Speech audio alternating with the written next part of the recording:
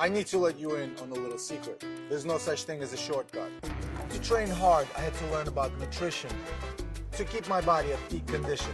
That is why I started taking Lipospheric Vitamin C. Learn more at vitaminc.com. Eyewitness News exclusive tonight. A grandma arrested for assaulting a police officer, and she says she has no idea why police came knocking on her door demanding to search her house in the first place. Now, she lives all the way in Conroe. It was a theft in downtown Houston that started all of this. Eyewitness News reporter Chauncey Glover is live with the exclusive tonight. Chauncey?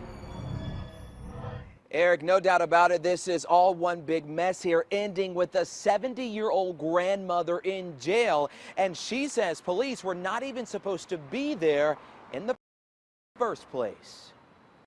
I have never experienced anything so terrible in all the days of my life.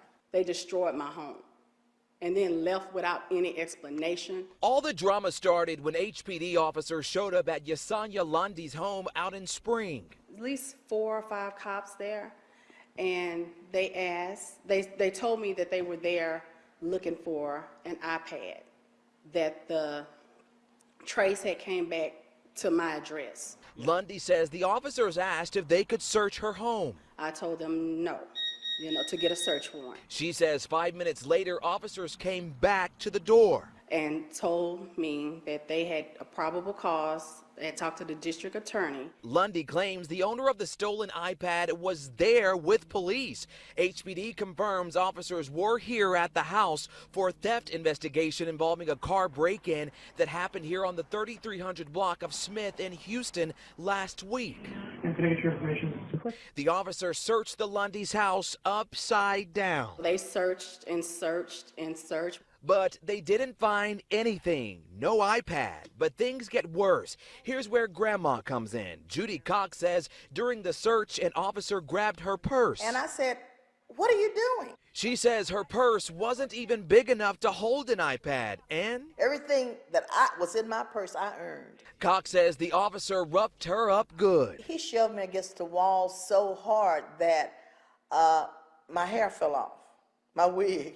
But while reaching after her purse, Cox says she accidentally scratched the officer on his face. Then they told me, "Oh, you assaulted a police officer." I said, "I'm sorry.